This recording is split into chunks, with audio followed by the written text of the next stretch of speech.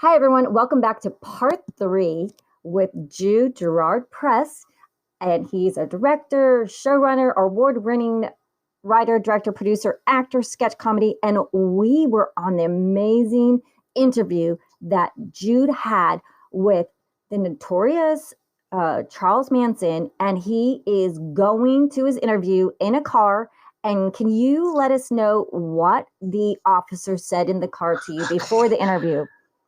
Yeah, so it's about a quarter of a mile from the main gate or office of the prison to the special housing unit, where, as they said, 50 of the 50 worst criminals, in history are housed.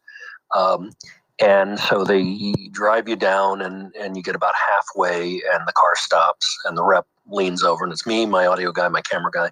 He leans at the back seat. I'm sitting in the back seat, and he says, okay, I have to give you this speech. We don't think anything will happen, but we have to give you the speech. California does not negotiate for hostages. Wow. If something happens, we'll do everything we can to get you out, but we do not negotiate for hostages. So when you're about to go into this area where, quote unquote, 50 of the 50 worst criminals, minds in history are, it's a little unsettling to hear that speech right before you go in. But obviously you had to wear this full gear. They put you in full riot gear, basically, head to toe, because they said that, these guys sit around all day and think of ways to hurt or kill people. Guards have been slashed by these knives that they'll make from the plastic of a milk carton, where they mix it with water, and over months and months and months it hardens, and they sharpen it, and it's like it's a shank, it's a knife. So it's to protect you. It's also, you always have guards around you, and that's also to protect the prisoner, because in this case, Manson, being as notorious as he is, I could be coming in for revenge. I could be coming in to make a mark, and being the guy that killed Manson, there's any sort of way. So they're protected and you're protected. But it's a fairly interesting and sort of surreal thing when you're in the middle of it. And so you did get the interview, because you didn't know if he would interview with you or not, but you did get the interview. Right. So they tell you that he doesn't know you're coming, and that we've not told him anything about this. It will be his decision of whether he wants to do the interview or not. And if not, you can shoot some B-roll around the prison and use it if you want, or not if you don't. But there is a chance you came out here, and he just may say no. And he did say yes. He agreed to the interview. They bring him in. They chain his hands and his feet to this table. I'm standing up basically across on the other side of the table with two guards around me. And then they have, my audio guy set up the audio recorder. And at that time, the Son of Sam law was in effect. I think it's been repealed now, but the Son of Sam law was that convicted felons could not profit or get notoriety from media interviews and stuff. So we couldn't shoot him on video. We couldn't shoot him on camera. We could just record the voice at that time. But he agreed. He was walked in. He was 76 at the time, I think. Sort of frail. I think Manson was 5'4" or 5'5", something like that. Wow, he was only 5'4"? Yeah, he was. It's one of the interesting things is the power and the manipulation skill and the charm, I guess, that he had over these, the Manson family and stuff has always been fascinating to me. But he was, he agreed to the interview. And I think the most unsettling thing right off the bat was for a person who was not supposed to know I was coming, called me by name when he walked in. And he said, hey, Jude, you're going to treat me fairly, which freaked me out a little bit. but I had been Vincent Bugliosi, who wrote Helter Skelter and prosecuted Manson, said that he's got this very bizarre sense of sort of ethics and interest in just being treated fairly, and if he felt you treated him fairly, he was cool with you. And I said, well, Mr. Manson, I just want to tell your side of the story. I know what the court said. I know what the by your conviction what the decision was, but I'd like to hear your side of the story. And then we proceeded to, for about 20 minutes, I had 15, 20 minutes. It wasn't a long interview. Talked to him and I asked him, but, did you mastermind the Tate LaBianca killings and stuff like that? And there is a very funny sketch. And if you watch Manson parole hearings, which I had watched a lot of, there is a very funny or very interesting thing that Manson does where he kind of talks in circles, and sort of goes on this rant. So it's did you mastermind the killings? Well, I could kill everybody if I wanted to. I'm Jesus Christ. And he'll go on for 5 minutes or so, just kind of in the thing, and then he'll come down and sort of just answer the question at the end, like you have to decide for yourself. But you never really get a direct answer, and you never really get an answer. And that was kind of the most interesting thing. What struck me funny a little bit is Ben Stiller had a sketch comedy show at the time called The Ben Stiller Show. And, or it was around that time. And Bob Odenkirk, Saul from Better Call Saul and Breaking Bad now, had done a sketch called Ask Manson.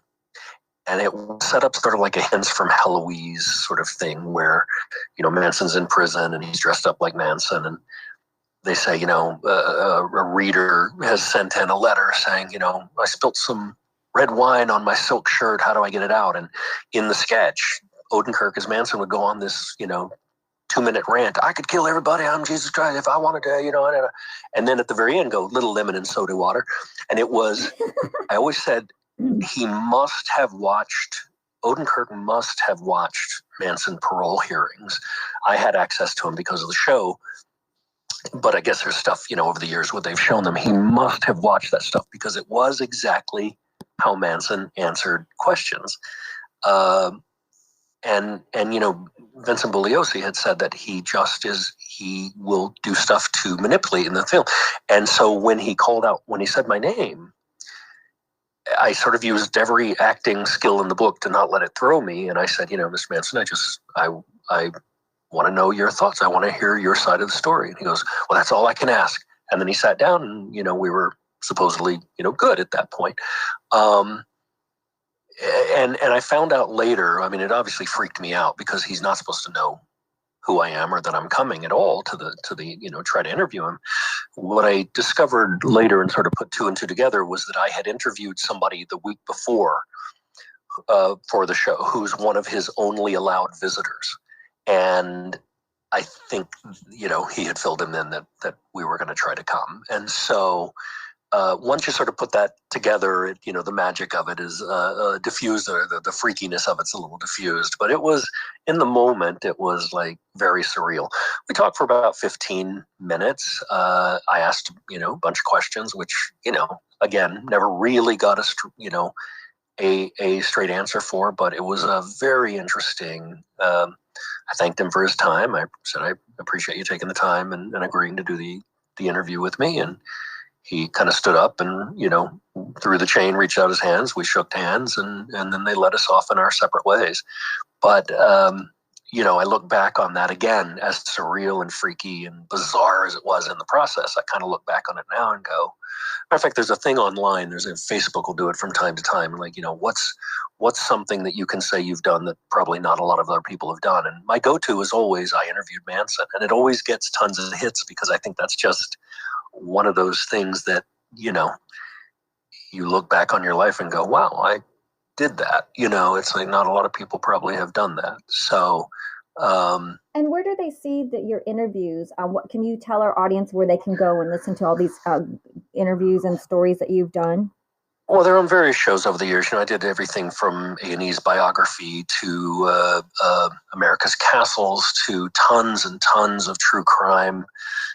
for shows all over on true crime. This was for a show I did called, I think it was Manson, What Happened. I've done so many shows that they all kind of, other than those key sort of moments like locations and name stuff sort of blend in over my, 30 plus year career. But that I think was called What Happened After the Manson Murders. And, some of them you can find, some of them you can't. I mean, I've done shows. I did an entire series that, aired initially and I can't find anywhere now, where I've gone back and tried to find, clips from them or something just to, and I did Forensic Files. I did the probably one of the most famous shows I've done is the Bruce Lee biography for A&E, which is considered one of their flagship, biographies, and So got to spend a lot of time with the Lee family. And, oh wow! Can you share a little bit about the Bruce Lee? Yeah, it's I didn't know Bruce Lee from Adam, other than knowing obviously who he was, and that he was a star. And once I started digging into that show, I really became a huge fan. This was a guy who was just a phenomenal, groundbreaking artist who not only physically could do things. I interviewed Kareem Abdul-Jabbar and Blake Edwards, who were personal students of his, and Taki Kimura and Danny Inosanto, masterful martial artist teacher who was Bruce Lee's teacher and helped, the founding of Jeet Kune Do, Bruce Lee's martial arts discipline and stuff. And I spent time with Linda Lee, Bruce's widow, and Shannon, his daughter, and just, tons of people that I interviewed for the show. And you just come to find out, like, Blake Edwards told a story where he said that he saw Bruce once he was just sitting in a chair in his kitchen. He would come over to their houses and train Steve McQueen. He trained, tons and tons of people. He only had 28 students in his entire teaching career. And then he got Enter the Dragon and, blew up in Hollywood, obviously, and then passed away not long after. But Blake talks about this thing where he was sitting on a chair in Blake's kitchen, and without any sense of movement, like you didn't see any movement, he literally shot from the chair like 6 feet up in the air. And he had apparently, he's famous for this thing called the 1-inch punch, where he could put his fist 1 inch from a person and channel all the energy in his body, and with just a slight movement, throw the guy back 6 feet or whatever. And there's very famous footage on that. But just, this was a guy that every day would get up and do like 3,000 crunches and 2,000 push-ups and thousands of, just whatever every day. And just the skill and not only that, the way he broke ground for, filmmakers and stuff, in that day, and Chinese, actors and filmmakers and whatever, and just became this huge superstar, and this work ethic that he had. I just became a huge, huge fan. And that show, I think to this day, is still considered one of their, flagship biographies. And that was really, really amazing to work on. And I've become a huge fan of his work since. And where did you interview him? Was he in the United States, or was he back in Asia? Well, Bruce had passed away. Bruce passed away right after the Enter the Dragon, and I think 73 or 74. I don't remember the exact date now. But his family, I interviewed some here in LA, but in Idaho, actually, where his widow was. I don't know if she's still there, Linda, but they were living in Idaho. And I interviewed Van Williams, who was the Green Hornet, passed away a few years ago. He had also lived in Ketchum, Idaho. So I spent a lot of time up there with them and with Shannon, his daughter. And then, all the celebrities and stuff were all over LA. Kareem Abdul-Jabbar, Blake Edwards. God, there were a ton of people that we interviewed for the show, that I interviewed for the show. And, but yeah, so it was just, they really opened their doors to me. Once they saw that I wanted to do it in a respect, so much of the Bruce Lee legend centered around his death, and then sadly his son Brandon's death on the set of The Crow.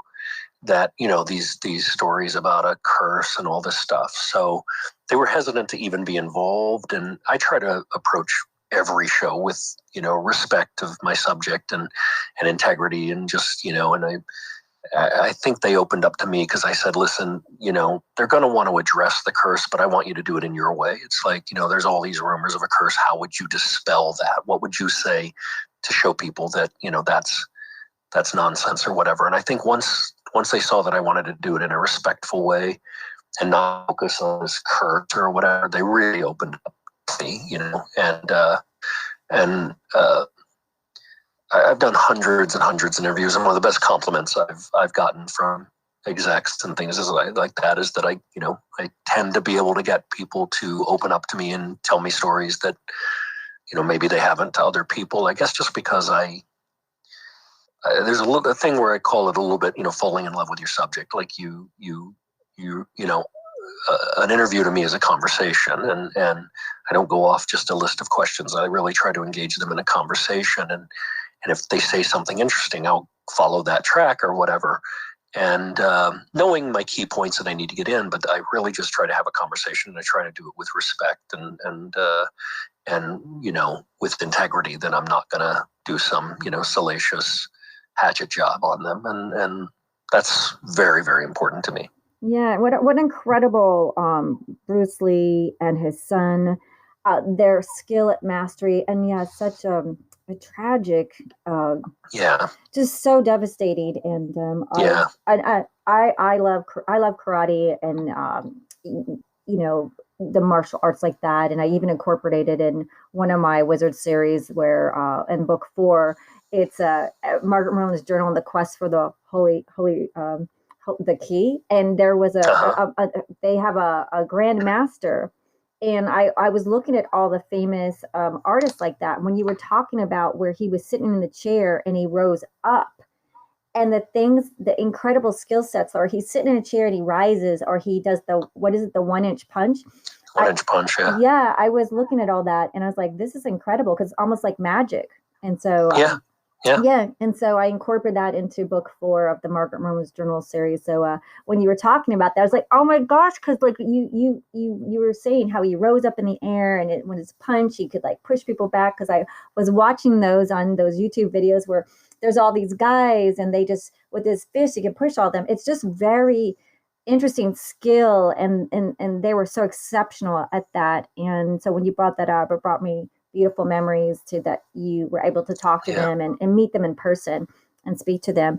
And so on that, so like let's I want to ask you some of your things. You also do this amazing TV show that everyone pretty much knows, but if you want to speak out of that, because we were talking about like The Deadliest Warrior for Spike TV.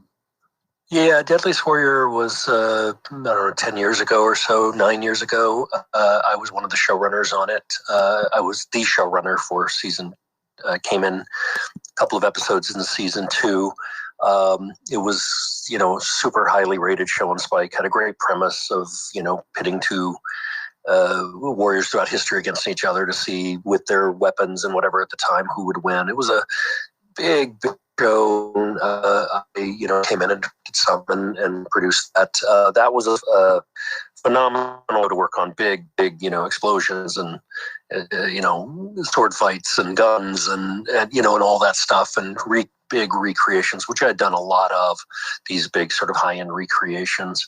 And then I did another show called Ocean Mysteries with Jeff Corwin, which was going all around the world. I'm a big scuba diver, and going all around the world doing these great dive adventures and ocean adventures. That was a lot of fun. I think I did 26 or 27 episodes of that. Because I've done so much of I kind of became the guy you sort of drop somewhere in the world and I'll get your show. When my daughter was born 9 years ago, I kind of scaled back a little bit on the months at a time on the road, but I still travel for shows when necessary. But now I'm really I'm now really developing a lot more scripted stuff as well, and I still have travel and docs and development and everything, but I'm really focusing a lot more on scripted. The great author Neil Gaiman gave me the rights to one of his short stories. I turned it into a film, and you can see that on my website, actually. I've got the rights to these books and different projects that I'm working on. So it's kind of been a crazy career, doing kind of a little bit of everything. Voiceover, I do a lot of now, audiobooks and things like that. But yeah, there's, I sometimes have to actually look at my resume to go back and remember shows, because there's been a lot. And I think when you do these shows kind of all over the world, events and moments stick out, but things kind of blend together after a while. Because, when you're in the middle of it, it's work. I mean, it's fun and it's great experience, but it's still a lot of pressure and a lot of work, and you have a lot of responsibility. So you sort of, head down, focused on the gig. And luckily you get a lot of downtime, and, sometimes to where you can explore and do things. Sometimes you're just on a crazy race to get the show delivered. But for the most part, now I kind of split my time, between writing. I'm pushing acting again. I just got a great agent, Mag Talent, and they're, pushing me out as an actor again, which I've done some movies over the last 4 or 5 years. I did a couple of scenes with James Caan from The Godfather, which was a huge thing for me. Oh, that's fantastic. Wow. You really manifested a bunch of stuff. You got to meet Al Pacino. You worked with James Caan. You got to swim in the ocean with sharks, or you were left behind in the ocean with the sharks. Like, you really manifested that was interesting. A lot. Yeah. And so, it's a nice long, I often wonder if I'd have focused on one area, just directing or just writing or just whatever, if you'd be in a different place than you are now. But I've always just really wanted to do a lot of different things. And I love directing, and I love producing, and I love writing, and I love acting, and I love voiceover. So I've kind of just always, ridden the wave of kind of wherever it took me, and pushed in a lot of different areas. Oh, and I have to ask you about the voodoo priest. And the reason why I want to ask you about this is because when I told you I did a film noir with a lovely working actress, from Gina Hegg to Adam Lazar White, Brian Hersker wrote it. We had a voodoo priest in there. And when I saw that you interviewed a real voodoo priest, can you share a little bit with us about that, what it's like to meet someone? one of the first big international shows I did was a 2-hour special called Voodoo: A Search for the Truth. It was hosted by Leonard Nimoy.